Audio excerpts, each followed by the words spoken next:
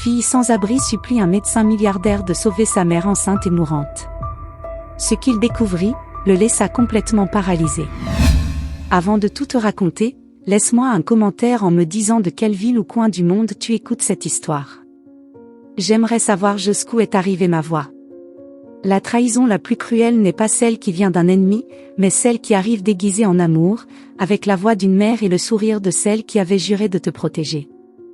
La pluie tombait comme une punition divine sur la ville, débordant les égouts et emportant des restes de vies invisibles.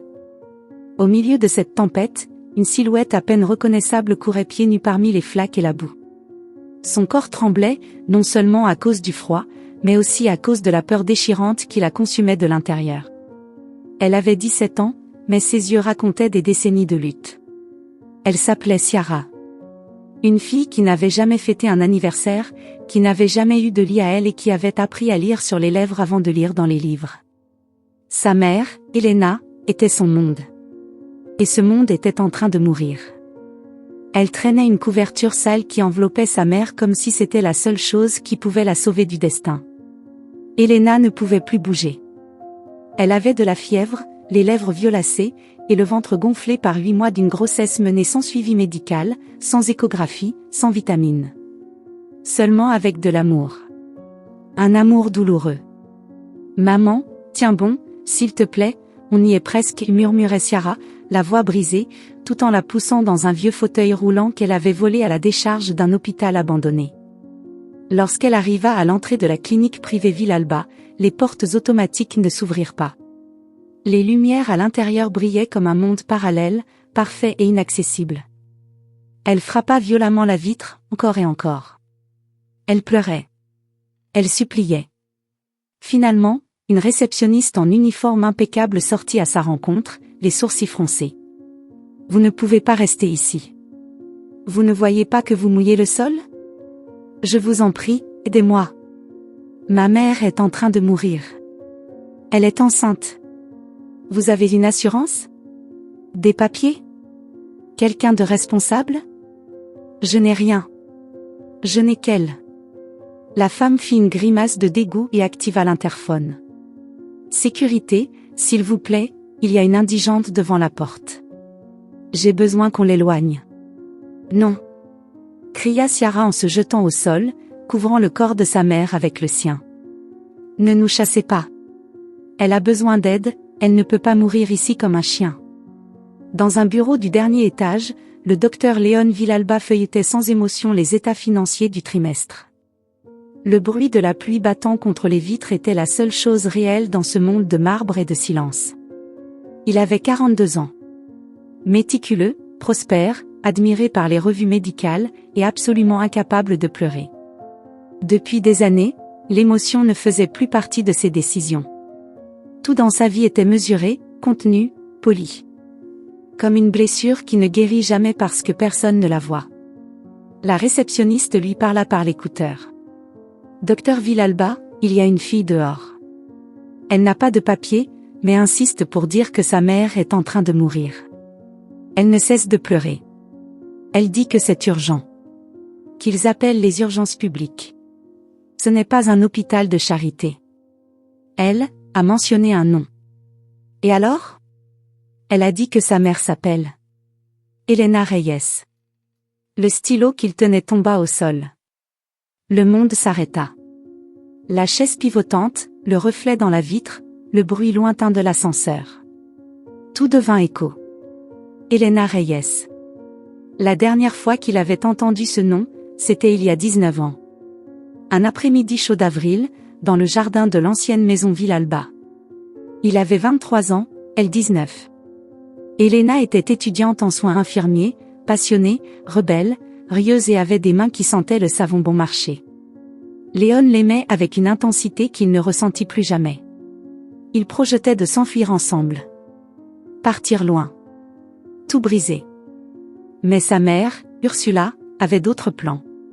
Il se souvenait parfaitement de cette conversation. Elle a des antécédents. Sa grand-mère est morte dans un hôpital psychiatrique. Sa mère a été internée. Cette maladie est héréditaire. Tu dois protéger ta carrière, Léon. Tu es destinée à de grandes choses. Léon ne la questionna pas. Il rompit simplement la relation. Sans lettre, sans adieu. Il bloqua son numéro. Ignora les larmes. Enterra tout sous le ciment de son ambition. À présent, presque 2 décennies plus tard, ce nom revenait comme une explosion sourde dans sa poitrine. Il se leva brusquement et descendit les escaliers. Son cœur battait avec une force qui ne lui appartenait pas. En arrivant dans le hall, il vit la jeune fille agenouillée, trempée, serrant dans ses bras le corps tremblant de sa mère. Leurs regards se croisèrent. De grands yeux sombres. Douloureux. Familiers. « C'est vous le directeur de cette clinique ?» demanda Ciara avec rage. « Vous pouvez l'aider ?» Léon ne répondit pas. Il fixait le visage d'Elena, émaciée, pâle, méconnaissable. Mais c'était elle. Impossible de ne pas le savoir. Même avec le visage marqué, elle restait la femme qui lui avait appris à aimer sans peur. « Aidez-la !» insista Ciara. Elle a des contractions, mais elle n'arrive pas à bien respirer. Elle a de la fièvre depuis des jours. Elle va mourir dans mes bras. Léon s'agenouilla près d'elle. Il prit le pouls d'Elena. Faible. Instable. Le ventre était dur. La tension artérielle effondrée. « Il me faut un brancard. Maintenant !» cria-t-il. La réceptionniste resta figée. « Ne m'obligez pas à le répéter. » Elena fut aussitôt conduite en urgence privée.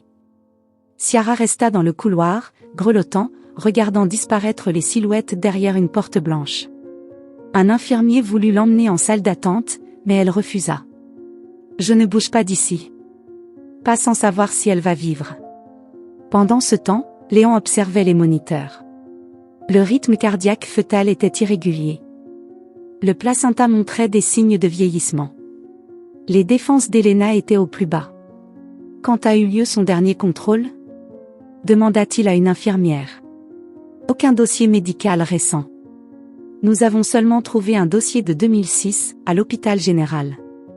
Après cela, rien. » Léon sortit dans le couloir. Il s'approcha de Ciara. « Depuis quand est-elle comme ça ?»« Depuis plusieurs jours. Tout, fièvre. Elle a du mal à respirer. Elle n'avait pas d'argent pour l'emmener à l'hôpital. »« Où vivez-vous ?» Ciara baissa les yeux. « Dans un immeuble abandonné.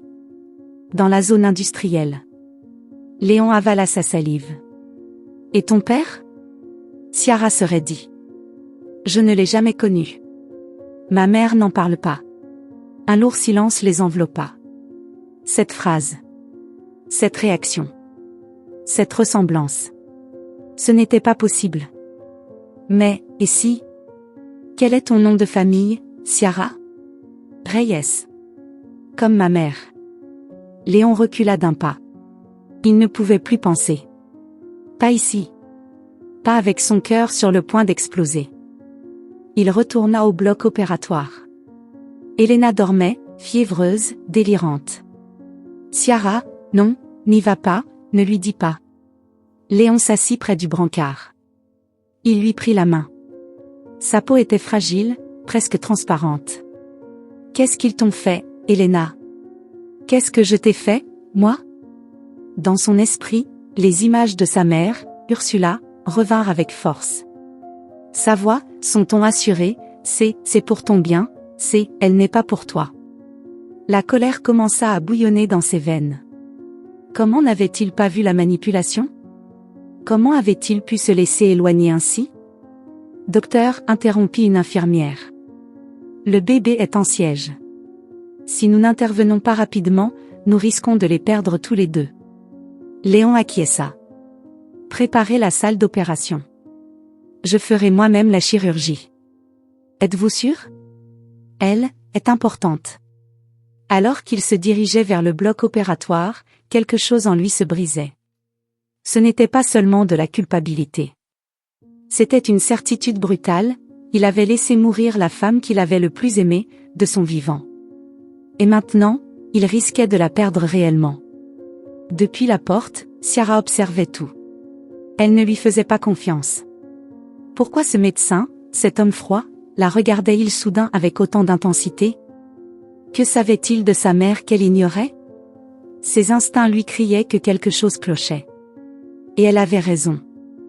L'histoire que Ciara croyait connaître était sur le point de se briser. La chirurgie s'acheva quelques minutes avant l'aube. Dehors, la tempête s'était calmée, mais le ciel restait gris, comme s'il refusait d'offrir un rayon d'espoir à la ville. Elena avait survécu, pour l'instant. Le bébé, encore dans le ventre, avait besoin de quelques heures de plus. L'équipe médicale opta pour une induction progressive. Léon ne s'éloigna à aucun moment. Il ne mangea pas. Il ne s'assit pas. Il ne cligna même pas des yeux lorsque Ciara s'approcha du lit et murmura à sa mère endormie, « Tu es en sécurité maintenant, maman. Tu as réussi. » Il les observait avec un mélange d'admiration et d'angoisse. Il voyait dans cette adolescente la femme qu'il avait aimée. Dans ses yeux, la même force. Dans sa voix, le même feu. Mais il sentait aussi le poids écrasant d'une vérité qui, jusqu'alors, avait été enterrée sous les pierres polies du mensonge. Quelques heures plus tard, après s'être assuré qu'Elena n'était plus en danger immédiat, Léon sortit par une porte latérale de l'hôpital. Il ne dit rien à personne. Il ne laissa aucune note. Il prit simplement sa voiture et se rendit à l'endroit qu'il désirait le moins visiter, l'ancienne demeure Villalba. La maison était comme toujours. Silencieuse. Impeccable. Froide comme un mausolée. À l'entrée, il fut accueilli par Gregorio, le majordome qu'il avait élevé plus que sa propre mère. « Monsieur Léon, » dit-il avec une légère révérence, « Madame est dans la salle de musique. » Comme tous les matins. Léon acquiesça sans regarder l'homme. Il entra. Il marcha dans le long couloir de marbre blanc, où chaque tableau semblait l'observer comme s'il savait ce qui allait arriver. Là, se tenait Ursula, assise devant le piano à queue noire, jouant les mêmes notes qu'elle répétait lorsqu'elle voulait paraître plus humaine. « Tu as menti, » dit-il sans détour depuis l'entrée. Ursula ne se retourna pas. Ses doigts continuaient à presser les touches, l'une après l'autre, comme si chacune était un argument qu'elle avait déjà préparé. « Je t'ai sauvé d'une vie médiocre, » répondit-elle d'une voix neutre, sans lever les yeux. « Tu m'as volé une famille. » Le choc émotionnel fut brutal. La femme s'arrêta. Les notes moururent brusquement. L'écho flottait dans la salle comme un fantôme. Elle se retourna lentement. Son visage n'exprimait aucune surprise. Juste un calme troublant. « Es-tu allé la voir ? Elle est dans ma clinique. Elle est arrivée avec sa fille, dénutrie, malade, à l'agonie, parce que tu m'as menti. Parce que tu as tout détruit. » J'ai fait ce que je devais faire, dit Ursula en se levant. Tu avais un avenir brillant. Elena était un fardeau. Je n'allais pas te laisser sacrifier ta carrière pour une pauvre gamine avec des problèmes de sang. Tu as inventé cette maladie. Elle n'a jamais rien eu. Je n'ai pas inventé, j'ai ajusté les faits.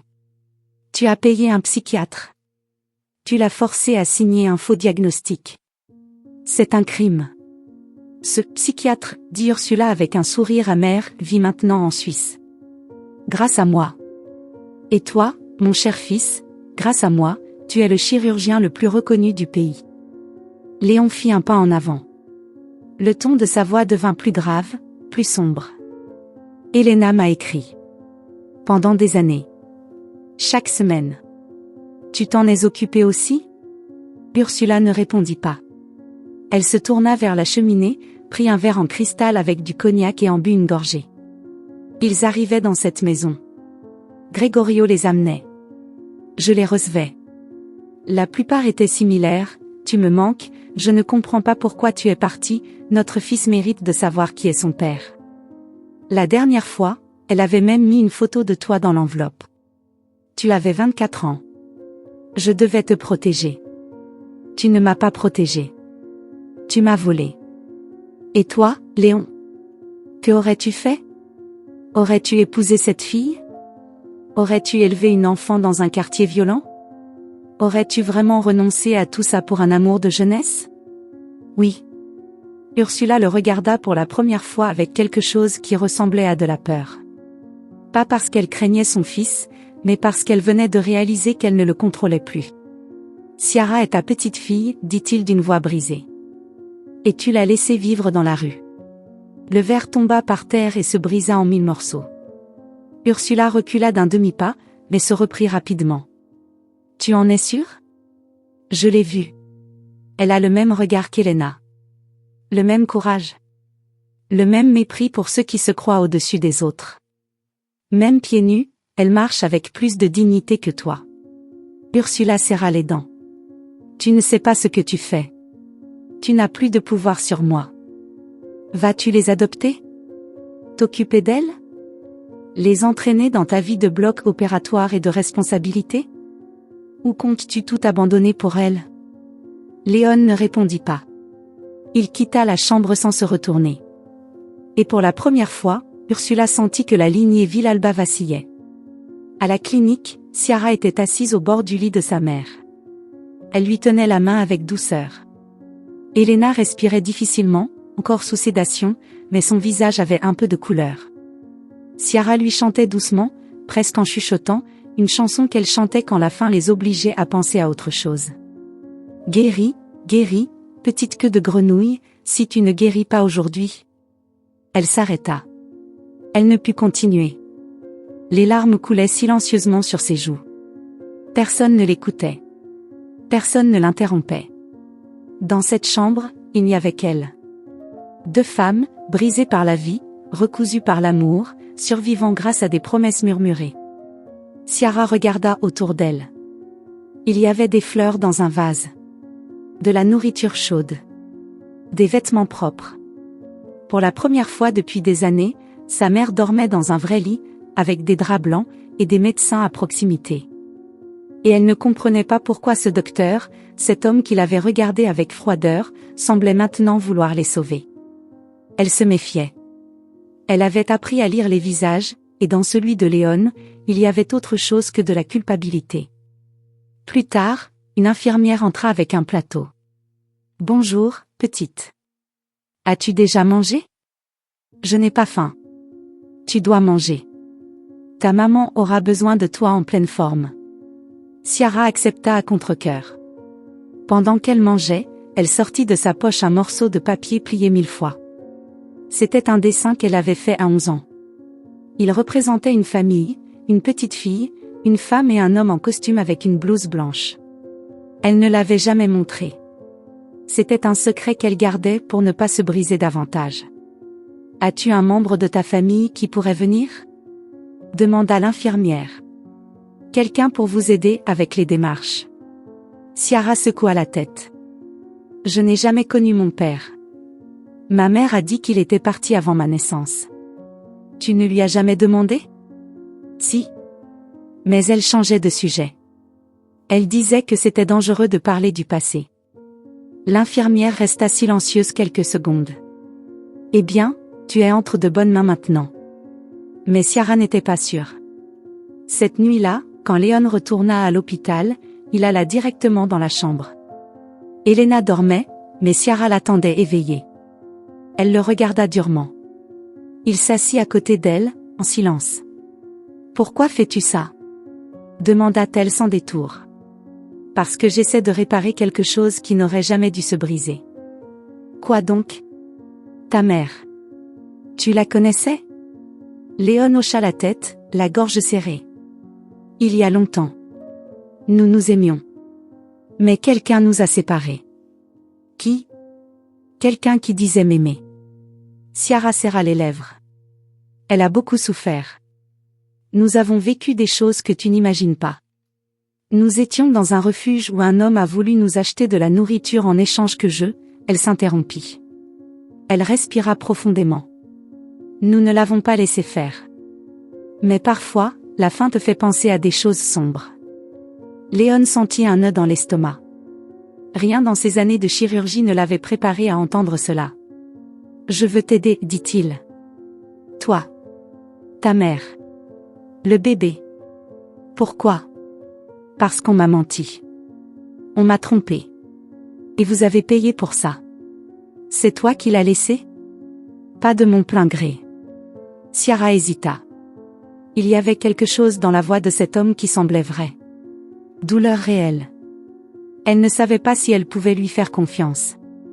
Mais elle ne savait pas non plus comment refuser une aide dont elles avaient tant besoin. Léon se leva. Je vais enquêter davantage. Il y a beaucoup de choses que je ne comprends pas encore. Mais tu n'es pas seule. Plus jamais. En sortant, Ciara l'observa avec un mélange de rancune et de besoin. Elle ne savait pas qui était cet homme, mais quelque chose lui disait qu'il n'était pas un inconnu. Quelques heures plus tard, dans le service des archives de l'hôpital, Léon examinait d'anciens documents. Il trouva des dossiers de 2006. Il mentionnait les visites d'Elena chez un psychiatre. Diagnostic, troubles schizo-affectifs héréditaires. Soupçon de délire chronique. Incapable de maternité. Signé par le docteur Federico Balmazda. Mais quelque chose clochait. La signature était superposée. Léon demanda les originaux. Il compara les signatures. Elles ne correspondaient pas. Dans la base de données du collège médical, il trouva la véritable signature de Balmazda. Différente. Falsifiée. Il rouvrit les lettres d'Elena. Il y en avait une qui n'avait jamais été remise. Elle était dans son dossier personnel. Conservée non ouverte. Dans celle-ci, Elena racontait qu'elle était enceinte. Que sa mère l'avait visitée. Qu'elle lui avait proposé de l'argent pour qu'elle avorte. Lorsqu'elle refusa, on la menaça de la détruire. La dernière ligne était un cri désespéré: « Si tu décides de ne pas me croire, au moins dis à notre fils que je l'ai aimé avant sa naissance. » Léon ferma les yeux. Il n'y avait plus de doute. Il avait été trahi. Pas une fois. Mais pendant des années. Par la personne qui était censée le protéger. Le lendemain, il retourna à la clinique. Il entra dans la chambre.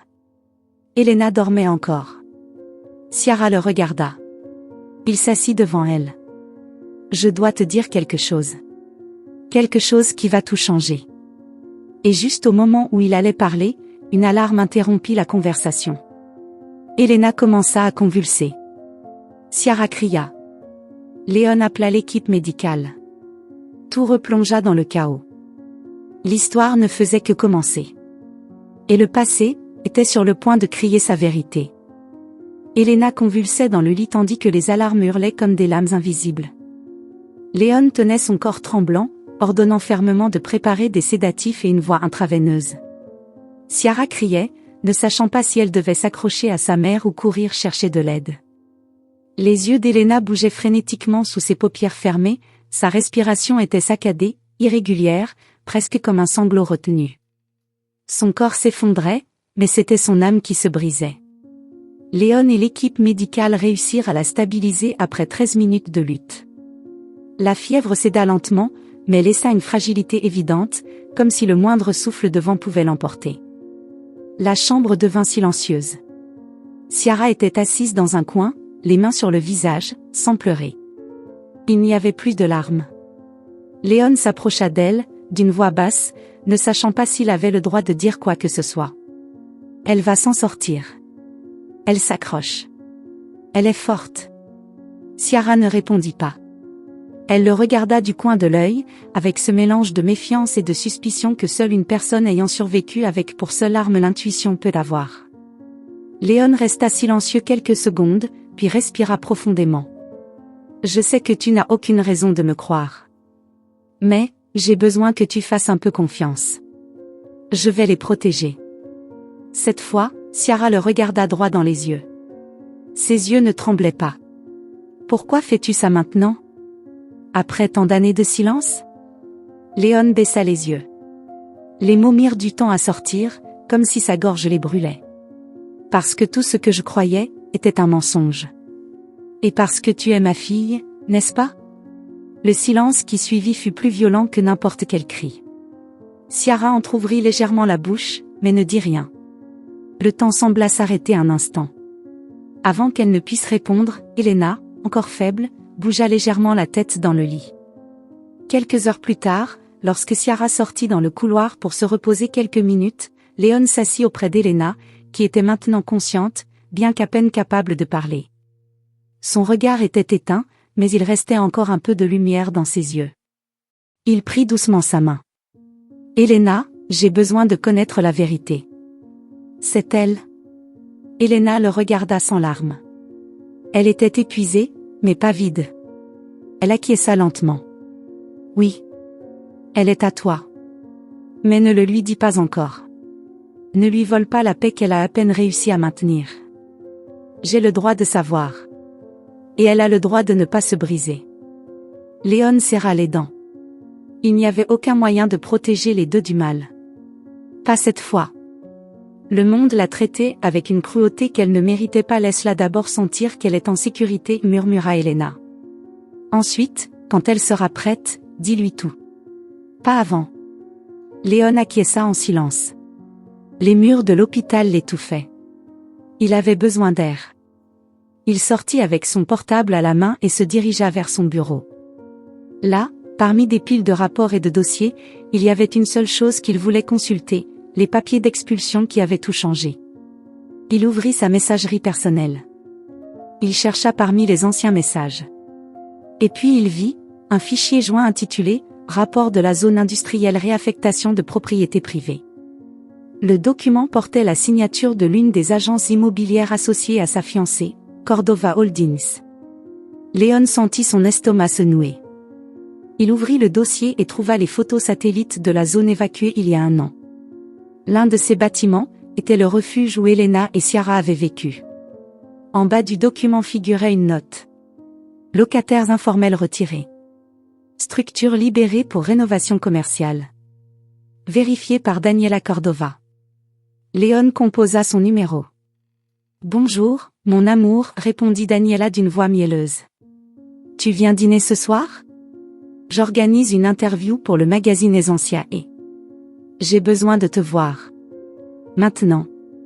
Il se passe quelque chose? Oui. Une demi-heure plus tard, Léon se présenta dans le luxueux penthouse où vivait Daniela. L'appartement était une vitrine, vitrage, lumière tamisée, meubles italiens. Elle l'accueillit en robe de soie avec un verre de vin. En voyant son visage, elle sut que ce n'était pas une visite romantique. Qu'est-ce qui se passe? Tu connais cette adresse? Léon montra l'écran du portable. Daniela fronça les sourcils. Bien sûr. C'était une partie du projet de rénovation du district. Vieux bâtiment, occupation illégale. Pourquoi demandes-tu? Tu savais qu'une femme enceinte et sa fille y vivaient? Non. Et alors? Léon sentit qu'une part de son humanité se rétrécissait. Elles étaient malades. Elles ont été jetées dehors sans avertissement. Elles ont vécu parmi les rats, sans eau ni électricité. Tu sais ce que tu leur as fait? Daniela haussa les épaules. Ce n'est pas personnel, Léon. Les pauvres se victimisent toujours. Ce n'est pas ma faute s'ils ne savent pas où vivre. Tu sais combien de gens sont comme elle? Léon ferma les yeux. La phrase le répugnait. Cette femme, c'était Elena. Le silence fut immédiat. Daniela posa son verre. Son visage changea légèrement. Une grimace de gêne apparut, mais pas de culpabilité. De l'agacement. La même Elena dont ta mère m'a parlé quand nous avons commencé? Oui. Elle. La même que ton projet a laissée dans la rue. La même qui est maintenant dans le coma, enceinte, au bord de la mort. Avec ma fille assise à côté d'elle, ne sachant pas qui je suis. Ta fille? Ciara. Daniela porta la main à la bouche, comme si elle venait de se souvenir de quelque chose. Attends, cette fille? Je l'ai vue sur les caméras de la clinique. C'est ta fille? Et tu ne m'as rien dit? Parce que moi non plus je ne le savais pas jusqu'à maintenant. Daniela croisa les bras. Le masque de perfection était tombé. Son vrai visage, celui qu'elle cachait dans les interviews, était exposé.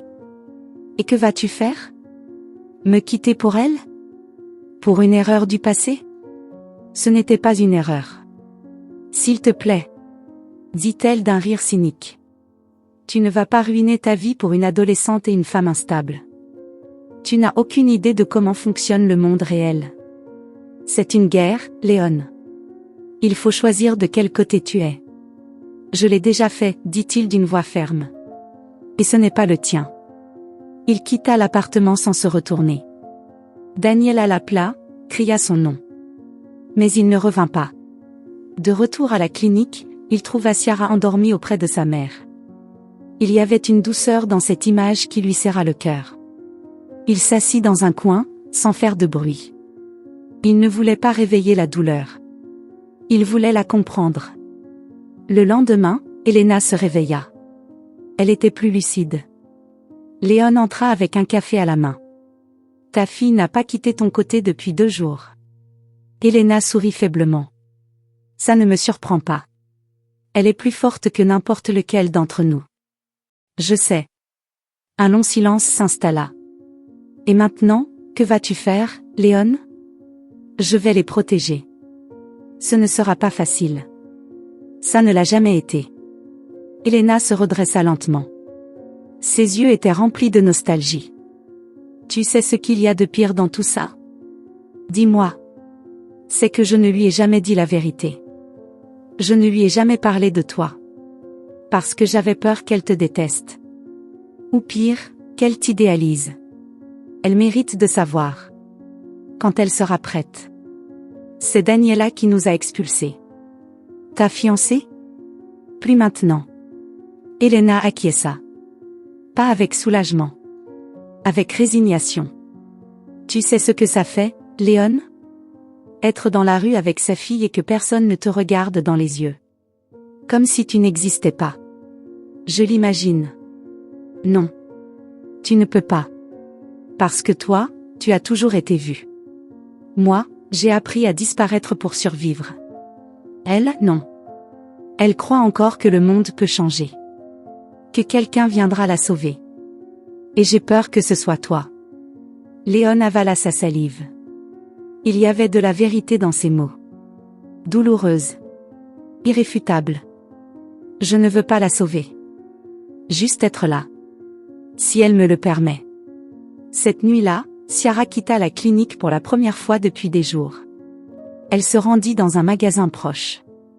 Acheta un carnet et un stylo. Retourna, s'assit dans la salle d'attente et commença à écrire. Personne ne savait ce qu'elle écrivait. Mais ses yeux étaient remplis de feu. Plus tard, elle trouva Léon dans le couloir. « Peut-on parler ?» Il acquiesça. Ils allèrent dans une salle privée. Elle sortit le carnet. « Ma mère m'a dit que tu n'es pas ici par pitié. »« Je ne le suis pas. Elle m'a aussi dit que tu ne veux pas me faire de mal. Mais je n'ai pas besoin d'un sauveur. J'ai vécu longtemps sans. Je sais. Alors dis-moi la vérité. Qui es-tu pour moi ? » Léon la regarda. Son cœur voulait le crier, mais sa promesse à Elena l'en empêcha. « Je suis quelqu'un qui t'a déçu avant même de te connaître. Mais qui maintenant veut bien faire les choses. » Ciara le regarda longuement. « Je n'ai pas besoin de promesses. Juste de faits. » Elle se leva. Quitta la salle. Léon resta seul, avec la certitude que ce serait un long chemin, rempli de blessures à refermer. Le passé ne se contentait plus de crier. Il marchait désormais avec eux. Et l'avenir n'avait plus de retour en arrière. À l'hôpital, les jours semblaient durer des semaines. Chaque seconde pesait. Le rythme de la vie se mesurait au son intermittent des moniteurs cardiaques et au silence prolongé entre chaque respiration. Elena était toujours en convalescence. Ciara restait à ses côtés, bien que sa distance émotionnelle avec Léon devienne de plus en plus évidente. Depuis cette conversation dans la salle privée, elle lui adressait à peine la parole.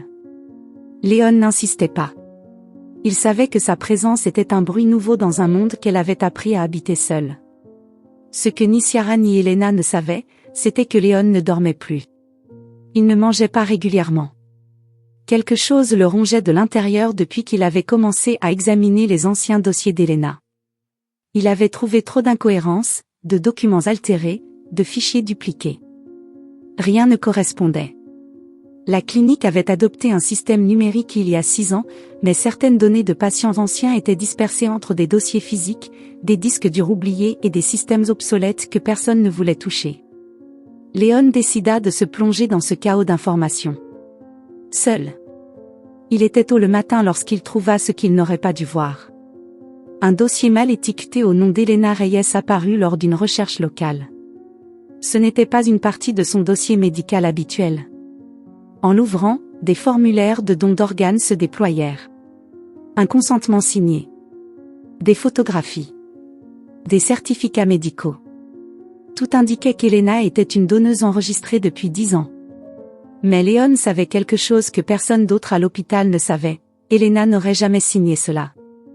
Elle ne faisait pas confiance au système. Elle ne croyait pas aux institutions. Elle n'acceptait même pas les vaccins des campagnes publiques. Sa peur que le monde l'utilise était profonde. Il y avait quelque chose de suspect dans ces documents. Il prit une des feuilles et analysa la signature. Puis il chercha un formulaire d'admission médicale signé par Elena, daté de 3 ans auparavant, lorsqu'elle avait été admise aux urgences pour une infection respiratoire. La signature était différente.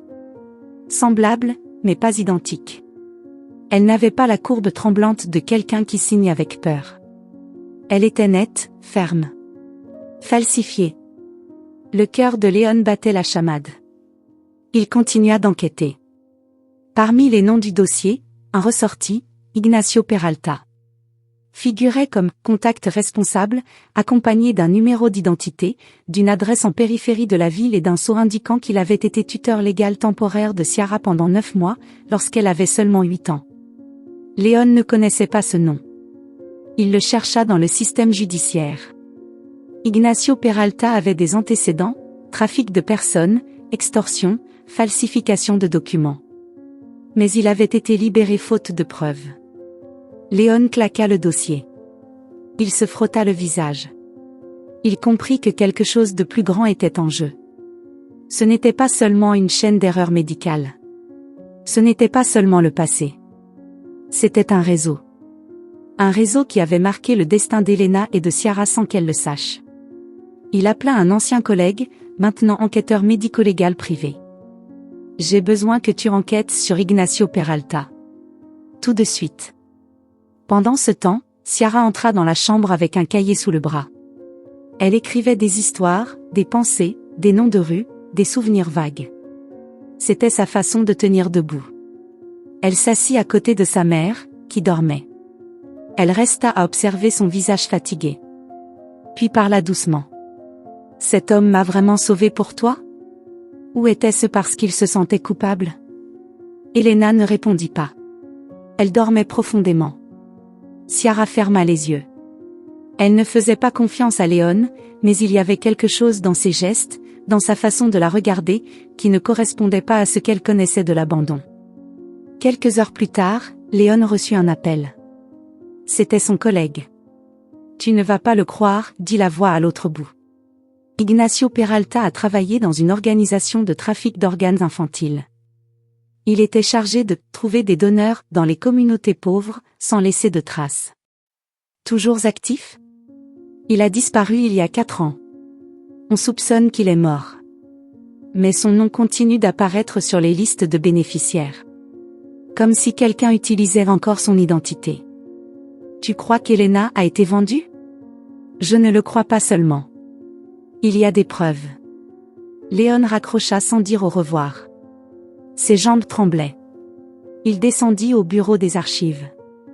Il accéda à un système interne, seulement accessible aux directeurs médicaux. Il chercha le nom d'Elena dans la base de données des chirurgies programmées en cas de décès clinique. Là, il était. Le nom d'Elena Reyes apparaissait comme patiente potentielle pour l'extraction d'organes en cas de décès. Une note avait été ajoutée il y a à peine une semaine, confirmait l'état fœtal. Priorité, cœur et rein. La signature sur la note était celle d'un médecin de sa propre clinique. Léon n'en revenait pas. Il s'appelait Eduardo Leclerc. Chirurgien spécialisé dans les transplantations. Il travaillait avec lui depuis 6 ans. Ami en apparence. Traître dans l'ombre. La rage brouilla sa vue. Il se rendit directement au bureau d'Eduardo. Il frappa à la porte et entra sans attendre de réponse.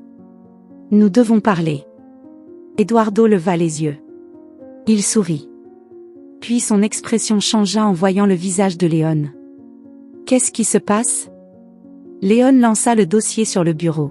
« Qu'est-ce que c'est que ça? Eduardo l'ouvrit, feignant la surprise. Puis il se renfonça dans sa chaise. Tu n'as aucune idée de ce que tu touches, Léon. C'est toi qui as signé ça. C'est toi qui as mis Elena en priorité. Tu savais qu'elle était vivante. Et enceinte. Et alors? Et alors? Tu ne sais pas combien il coûte de maintenir cette clinique. Réfléchis une seconde, combien de fois as-tu sauvé une vie avec des ressources dont tu ne savais même pas d'où elles venaient? Tu es en train de dire qu'on utilise de l'argent sale? Je dis juste que tu as décidé de ne pas poser de questions. Léon serra les poings. Et si Elena meurt en accouchant? Ils prendront le bébé? Eduardo baissa les yeux. L'accord était simple. Ignacio Peralta a vendu Elena. Ses organes étaient déjà compromis. Y compris le fœtus, s'il naissait vivant. Tu es malade. Eduardo sortit une clé USB du tiroir et la lança sur la table. Avant que tu penses à me dénoncer, regarde ça. Léon la prit. Hésita. Puis la connecta à l'ordinateur. Une vidéo apparut. Filmée par une caméra de sécurité interne de la clinique. Ciara entrait furtivement dans la pharmacie de l'hôpital. Elle volait des médicaments, antibiotiques, injectables, pansements. Tout pour sa mère. Dans la vidéo, son visage était clair.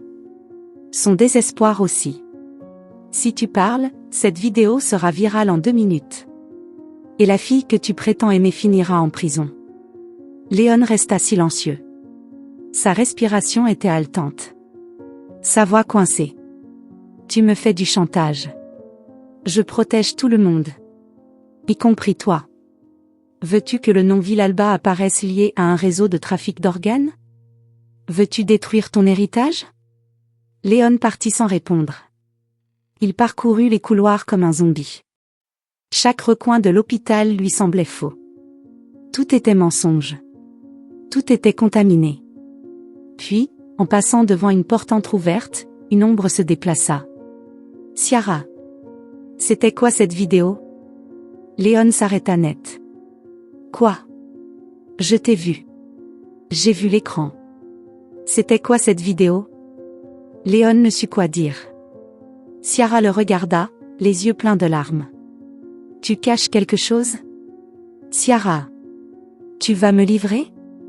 C'est pour ça que tu es là? Parce que tu sais ce que j'ai fait? Non, écoute. Toi aussi, tu vas m'utiliser? Léon voulut s'approcher, mais elle recula. Elle s'enfuit dans le couloir. Personne ne put l'arrêter. Elle ne revint pas cette nuit-là. Elena se réveilla seule. Elle demanda sa fille. Personne ne sut répondre. Léon passa les heures suivantes à la chercher dans toute la ville. Il appela refuge, hôpitaux, commissariat. Personne ne l'avait vue. Jusqu'à ce qu'il reçoive un SMS. C'était d'un numéro inconnu. Il disait seulement: les secrets ont un prix. Ta fille n'est plus en sécurité. Et le cauchemar ne faisait que commencer. Léon tint le téléphone dans sa main pendant plusieurs minutes. Le message était toujours là, comme une menace tatouée sur l'écran: les secrets ont un prix. Ta fille n'est plus en sécurité. Rien d'autre. Aucun expéditeur. Aucune signature. Juste ce murmure écrit qui glaçait le sang. Ciara n'était pas revenue depuis sa fuite. Les hôpitaux ne savaient rien. Les refuges non plus. Aucun corps non identifié à la morgue. Cette absence faisait aussi mal, ne pas savoir s'il la cherchait dans la rue ou sous terre. Cette incertitude qui brise l'âme en 1000 morceaux. Elena demandait des nouvelles d'elle toutes les heures. Léon ne savait que répondre. Il disait qu'il était sorti pour se changer les idées, qu'il reviendrait. Il mentait pour ne pas la briser, mais chaque mensonge pesait plus que le précédent. Il n'était plus le même. Il ne pouvait pas l'être. L'ombre de ce qu'il avait laissé se développer dans sa clinique, dans sa famille, en lui-même, le dévorait comme une peste silencieuse. Cette nuit-là, incapable d'affronter qui que ce soit, il parcourut les couloirs jusqu'à la salle d'opération 1. La première où il avait opéré, 15 ans auparavant. La première où il avait cru que sauver des vies serait sa vocation, pas son business. Il entra. Alluma une seule lampe, celle du plafond chirurgical. La lumière blanche éclairait son visage vieilli. Il enleva sa blouse. Resta silencieux, regardant ses mains. « Qui suis-je » murmura-t-il. « Chirurgien ou bourreau ?» Les réponses ne vinrent pas. Seulement l'écho de sa conscience. Il se souvint de chaque fois qu'il avait signé un contrat sans le lire en entier. Chaque fois qu'il avait accepté un transfert de fonds sans en demander l'origine. Chaque fois qu'il avait ignoré les rapports d'anomalie dans les listes de transplantation. Il l'avait fait par commodité, par peur, par pouvoir. Parce qu'il était plus facile de détourner le regard pendant que son prestige grandissait. Il se souvint de sa mère assise sur la terrasse familiale, lui apprenant à sourire sur les photos. L'image, c'est tout, Léon. Les émotions ne font que salir. Il se souvint de Daniela, son ex-fiancée, célébrant que les pauvres seraient expulsés pour construire des centres commerciaux. Il se souvint des applaudissements, des prix, des interviews. Tout était faux. Tout acheté avec la chair d'autrui. Il s'effondra au sol.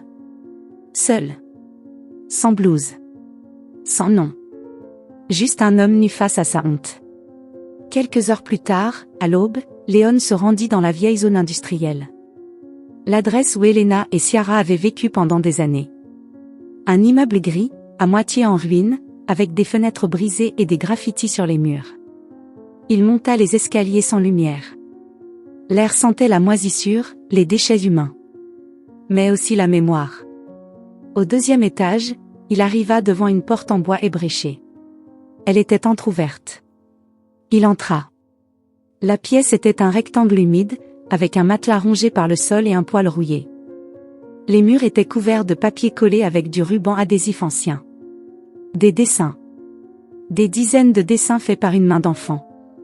Léon s'approcha. Dans beaucoup d'entre eux, une petite fille aux tresses apparaissait aux côtés d'une femme aux longs cheveux. Parfois elle souriait. Parfois elle pleurait. Dans l'un, la fillette avait une blessure à la jambe. Dans un autre, la mère lui couvrait la tête avec un parapluie en journal. Dans presque tous, il y avait un troisième personnage, un homme en blouse blanche, sans visage. Parfois grand. Parfois à peine un contour. Dans l'un, la fillette le serrait dans ses bras. Dans un autre, il lui tournait le dos. Léon ne put plus. Il pleura. Pas comme médecin. Pas comme homme riche. Il pleura comme un père brisé. De retour à l'hôpital, il s'enferma dans son bureau. Ferma les stores. Prend sa caméra personnelle. Inspira profondément. L'alluma. Regarda directement l'objectif. Je m'appelle Léon Villalba. Je suis chirurgien. Fils d'une femme corrompue qui a dirigé cette clinique pendant des années. J'ai été complice. Aveugle. Lâche. Dans mon hôpital, des accords illégaux ont été signés. Des organes ont été trafiqués. Des informations ont été manipulées. Des innocents ont été condamnés. Des femmes vulnérables comme Elena Reyes ont été privées de leur dignité, de leur maison, de leur corps. Et moi, j'ai permis. Par omission. Par peur. Sa voix se brisa. Aujourd'hui, l'une de ses victimes est dans le coma. Sa fille, Ciara, a disparu après avoir découvert une partie de la vérité. Je veux que cette vidéo soit publique si quelque chose m'arrive. Je n'ai plus peur de tout perdre. La seule chose que je ne peux pas perdre, c'est l'occasion de faire ce qui est juste. Il termina l'enregistrement. Le téléversa sur un cloud crypté. Envoya une copie à 3 journalistes indépendants. Une autre à un ancien camarade d'université, désormais procureur des droits humains. Puis il contacta 5 médecins éthiques, collègues intègres, exilés du système pour ne pas avoir voulu jouer selon les règles du pouvoir. Il leur expliqua ce qui s'était passé. Il demanda de l'aide pour sortir Elena de la clinique si les choses dérapaient. Tous dirent oui. Pendant ce temps, Elena se réveillait avec des douleurs intenses. Elle touchait son ventre. Quelque chose n'allait pas. Elle appela une infirmière. Personne ne vint. Les lumières du couloir clignotaient. L'hôpital semblait étrange. Léon n'était pas là. Ciara n'apparaissait pas. Les moniteurs commencèrent à émettre des alarmes. Contraction. Irrégulière. Intense. Beaucoup trop tôt. Léon reçut la notification sur son portable alors qu'il parlait avec l'un des médecins contactés. Il courut à la maternité. À son arrivée, il trouva 2 infirmiers tentant de calmer Elena. Elle entre en travail, dit l'un, mais elle a de nouveau des convulsions. Léon mit les gants sans réfléchir. Il ordonna de la transférer au bloc opératoire. Préparez la salle 3. Nous intervenons maintenant. Le cœur du bébé battait vite, au bord de l'effondrement. Alors qu'il courait dans les couloirs, une infirmière remit à Léon une enveloppe sans prononcer un mot. Il l'ouvrit instinctivement. À l'intérieur, il y avait une note écrite à la main. Elle n'arrivera pas vivante à la chirurgie si tu continues à parler. Léon rangea la note. Il leva les yeux au ciel. Il respira profondément. On ne m'arrêtera pas. Ils entrèrent au bloc opératoire. La tension était totale. Le ventre d'Elena se mouvait comme si son corps voulait expulser toute la douleur accumulée durant des années de silence. Léon dirigeait l'opération avec précision, mais l'âme dans la gorge. Chaque incision était un cri intérieur. Chaque décision, une sentence. Il y a un saignement, cria une infirmière. Plus de sérum. Surveillance fétale constante. Elena gémit sous l'anesthésie. Elle murmurait des choses sans sens. Ou peut-être pas tant que ça. Ciara, ne pars pas. Léon, ne me laisse pas encore. Les mots le transpercèrent comme des couteaux. Finalement, ils extrayèrent le bébé. Un garçon. Il ne pleura pas immédiatement. L'équipe de néonatologie le nettoya, le stimula. 5 secondes passèrent. 10, 15. Léon sentit le monde s'arrêter. Puis, un cri aigu remplit la salle. Elena s'évanouit. Le bébé vivait. Et Léon, aussi. Lorsque la chirurgie fut terminée, Léon enleva ses gants. Sa chemise était trempée. Mais il y avait de la vie entre ses mains.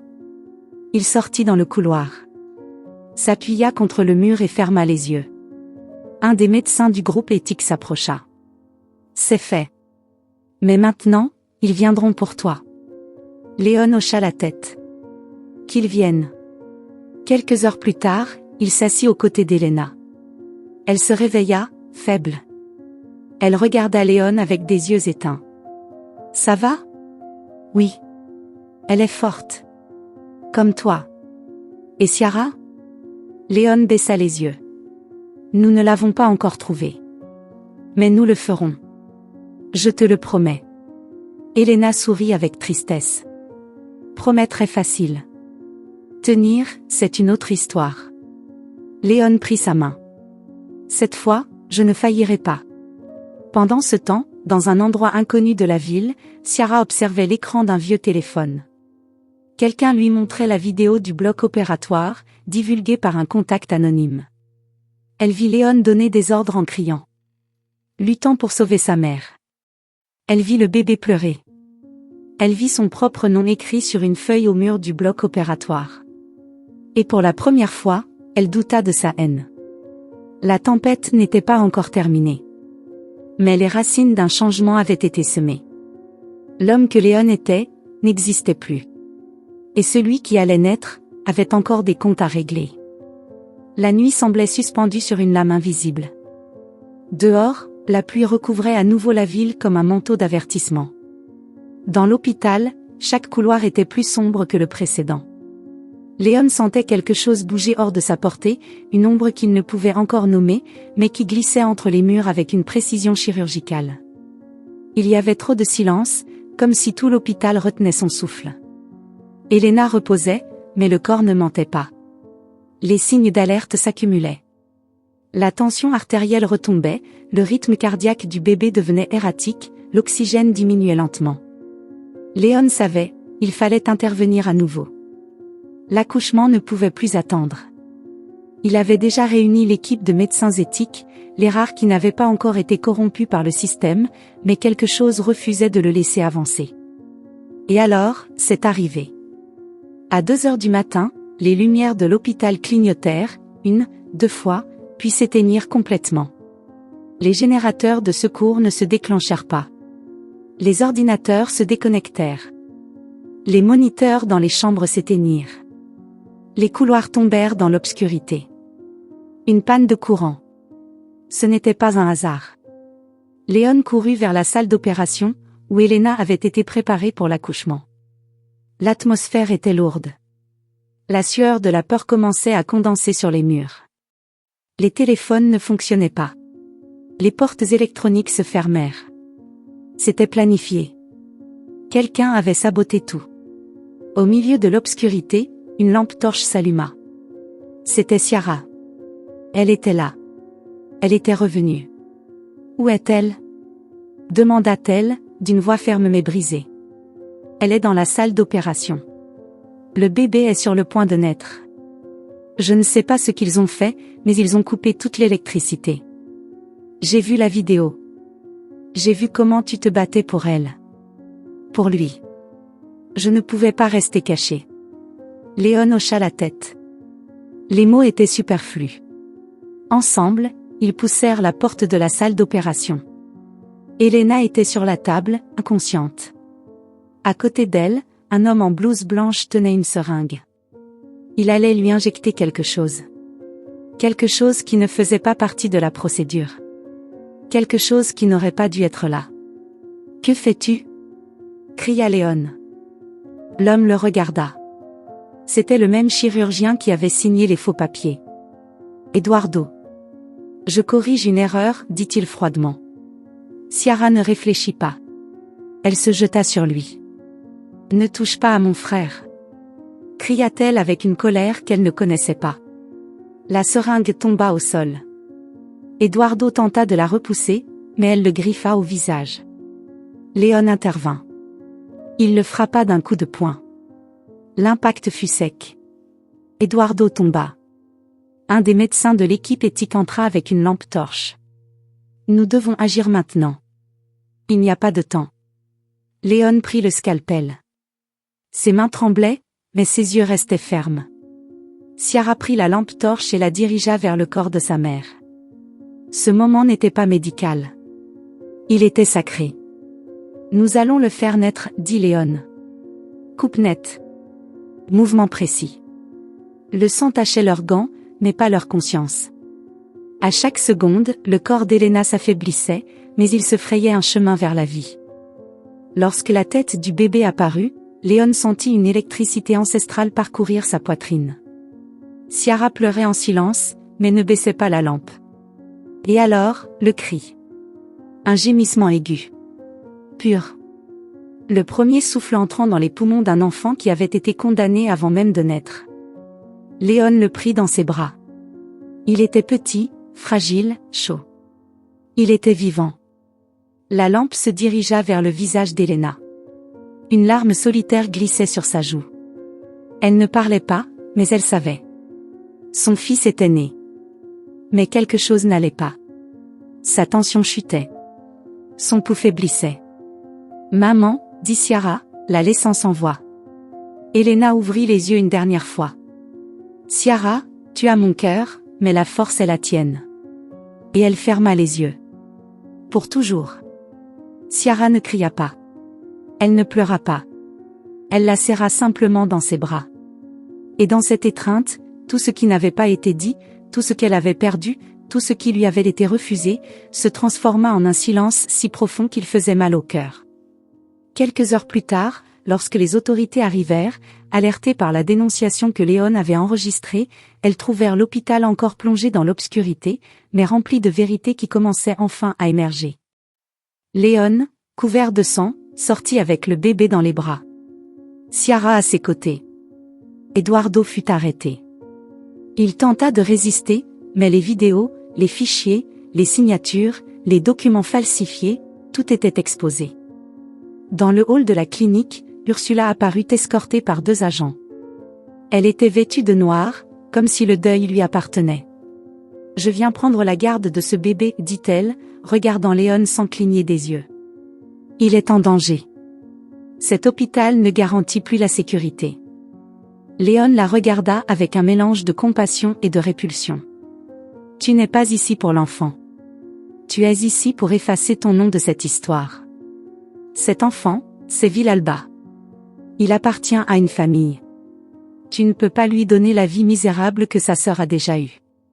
Cet enfant est mon fils. Et toi, tu n'as plus aucun pouvoir sur moi. Les gens se pressaient à l'entrée.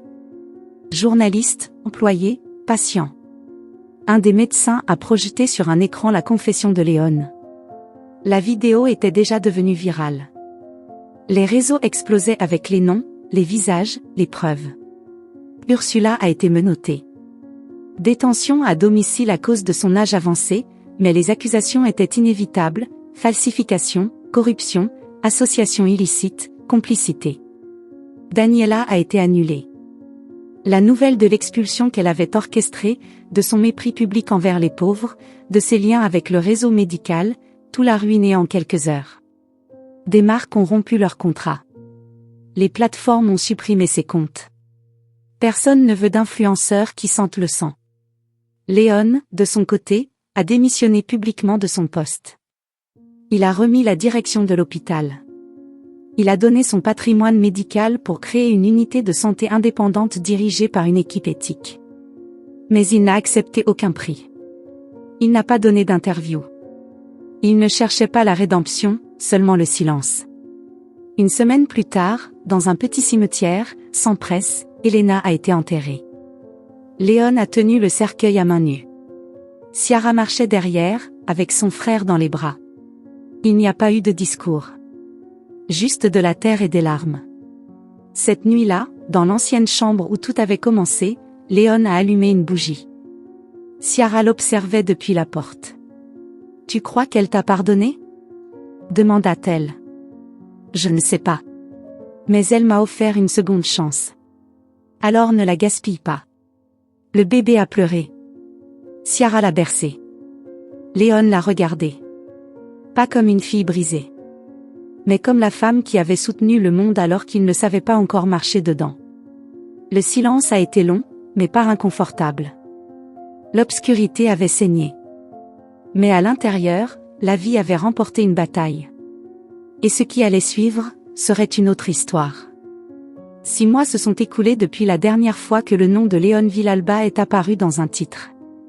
Il n'y a plus eu de conférence de presse, ni de discours devant les caméras, ni de flash aveuglant qui le capturait dans les couloirs d'un hôpital.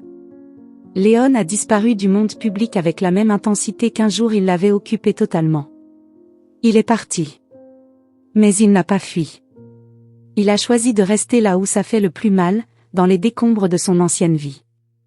Il vivait dans un appartement modeste, avec des plafonds bas et des fenêtres qui ne fermaient pas bien, dans un quartier où il ne faisait que passer autrefois. Maintenant, c'était son chez lui. Les murs étaient propres, sans tableaux chers ni meubles importés. Juste l'essentiel. Une table en bois, 2 chaises différentes, un berceau d'occasion, et une étagère pleine de livres qui servaient avant de décoration, mais qu'on lisait maintenant. Ciara dormait dans la chambre voisine. Léon lui avait proposé la sienne. Elle a refusé. Elle a dit qu'elle avait dormi par terre la moitié de sa vie, et qu'un lit suffisait. Ils partageaient la salle de bain, la cuisine, le silence, une blessure commune qu'ils n'avaient pas encore complètement refermée. Elias, le bébé, commençait déjà à ramper. Il avait un rire timide, comme s'il n'était pas sûr d'avoir le droit d'être heureux. Mais quand il riait, le monde s'arrêtait. Chaque matin, Léon préparait du café et de l'avoine. Ciara se levait, lui disait brièvement « bonjour » et s'asseyait à la table avec un carnet vierge. Elle avait décidé d'apprendre à lire et écrire correctement.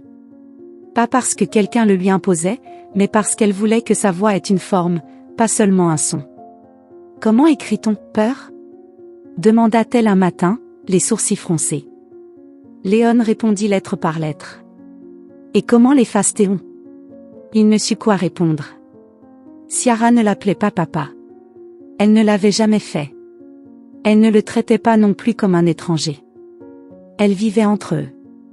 Elle l'observait constamment, comme si elle cherchait des signes de faiblesse, de trahison, des vieilles mensonges qu'il avait mis tant de temps à enterrer.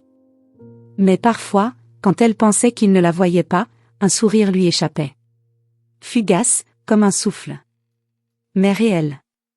Léon travaillait dans une petite clinique communautaire, dans le sud de la ville. Il opérait gratuitement, à condition de ne figurer sur aucun document officiel. Personne ne savait que le médecin au visage fatigué qui réparait des os et retirait des tumeurs chez des enfants oubliés était le même qui, des années auparavant, avait un bloc opératoire avec son nom gravé sur la porte. L'après-midi, il allait chercher Elias au centre de garde d'enfants. Parfois, il s'asseyait au parc.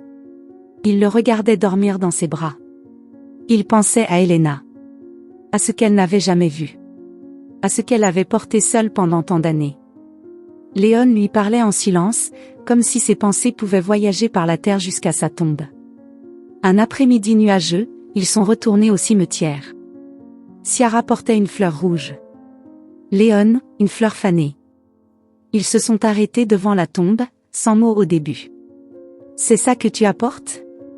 dit-elle en le regardant avec une grimace. « Une fleur morte ?» Il sourit.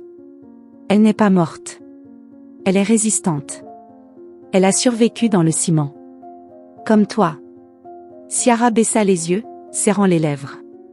Elle ne voulait pas de fleurs, dit-elle enfin. Elle voulait qu'on se souvienne d'elle sans tristesse. J'essaie. Moi aussi. Ils s'assirent par terre, l'un à côté de l'autre. Elias dormait dans la poussette. Parfois j'ai du mal à respirer quand je pense à tout ce que je n'ai pas compris à temps, dit Léon, la voix brisée. Je réalise que j'ai passé la moitié de ma vie convaincue que l'amour était une menace. Quelque chose à éviter pour ne pas perdre le contrôle. Je me suis trompée. J'ai passé la moitié de la mienne convaincue que personne ne viendrait, répondit Ciara. Et quand tu es venu, j'ai aussi voulu fuir. Je suppose que nous avons tous peur, mais nous n'avons pas tous des secondes chances. Le silence entre eux ne faisait plus mal. C'était comme celui des arbres qui se reconnaissent au milieu du vent. Il n'avait pas besoin d'en dire plus. Quelques jours plus tard, Léon trouva une feuille pliée sur son bureau. Il pensa que c'était une de ses anciennes notes, mais en l'ouvrant, sa respiration s'arrêta. L'écriture était maladroite, hésitante, avec certaines lettres mal formées. Mais le message était clair. Merci d'être resté. C'est aussi de l'amour. Léon ferma les yeux. Il ne pleura pas. Cette fois, non. Il sourit simplement avec une sérénité qu'il ne connaissait pas. Cette nuit-là, il prépara du riz au poulet. C'était la seule chose qu'il savait bien cuisiner. Ciara l'aida. Elias jouait par terre, parmi des cubes colorés. « Tu as remarqué que je ne tremble plus quand je dors ?» demanda-t-elle en remuant la casserole. « Je l'ai remarqué. »« Et toi ? Tu rêves encore d'elle ?» Léon hocha la tête. « Toutes les nuits. Mais ça ne fait plus aussi mal. Parfois je l'entends. Comme si elle me parlait. Elle me dit de ne pas abandonner. De ne pas être comme elle. » Elena n'a pas abandonné, corrigea-t-il. Non, mais elle a tellement porté seule, et je ne veux pas répéter ça. Tu n'es pas seule. Ciara le regarda, les yeux fermes. Elle hocha la tête. Je sais. Quand ils servirent le repas, ils s'assirent tous les trois. Léon leur apprenait de nouveaux mots. Elias tapait sur la table avec une cuillère. Ciara répétait à voix haute ce qu'il écrivait au tableau. Fleur, disait-elle. Pierre, répondait-il. Espoir, dit-elle enfin, et leurs voix se mêlèrent. Cette nuit-là, Léon écrivit dans son journal. Un carnet sans date. Plein de fragments, de pensées, de morceaux de ce qu'il n'avait jamais osé dire. Je suis tombée tellement de fois que je me suis convaincue d'être brisée. Mais le briser sert aussi. Les fissures ne sont pas la fin. Ce sont des chemins par lesquels la lumière entre. Et dans chaque fissure, quelque chose fleurit si on en prend soin. Elias dormait. Ciara lisait à voix basse. L'horloge indiquait 11 heures. Le monde dehors restait aussi injuste que toujours, mais à l'intérieur de ce petit appartement, la vie respirait autrement. Léon s'approcha de la fenêtre. Il regarda les lumières lointaines. Il pensa à combien de personnes comme lui, comme Elena, comme Ciara, comme Elias, étaient là, attendant que quelqu'un les regarde avec sincérité. Il n'était plus médecin de titre. Il était père de silence. Maître des blessures. Compagnon de chemin tortueux. Et pendant que Elias rampait par terre, Léon écrivait un nouveau mot dans le carnet de Ciara. Futur. La caméra s'éloigne lentement. La lumière de la lampe reste allumée. La pluie frappe la vitre, mais personne ne se cache. Ciara sourit. Léon sourit. Elias pousse un petit babillage que personne ne comprend, mais tous célèbrent. L'écran s'assombrit. Et une phrase apparaît, écrite avec la même écriture maladroite que celle de Ciara. Ceux qui tombent ne sont pas toujours brisés. Parfois, ils sont simplement en train de germer. Si cette histoire vous a touché, partagez-la avec vos amis et faites partie du changement. Dites-nous dans les commentaires, que feriez-vous dans une situation similaire? D'où nous regardez-vous? Nous aimerions le savoir. Beaucoup de personnes traversent des situations similaires.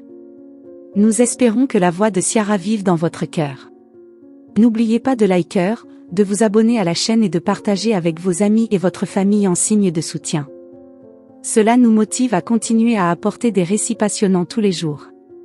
Ne manquez pas la prochaine histoire surprenante qui est sur le point d'apparaître à l'écran. Cliquez sur les liens qui apparaissent maintenant, nous avons une sélection exclusive d'histoires captivantes et de divertissements garantis spécialement pour vous. On se retrouve dans la prochaine vidéo. Un câlin.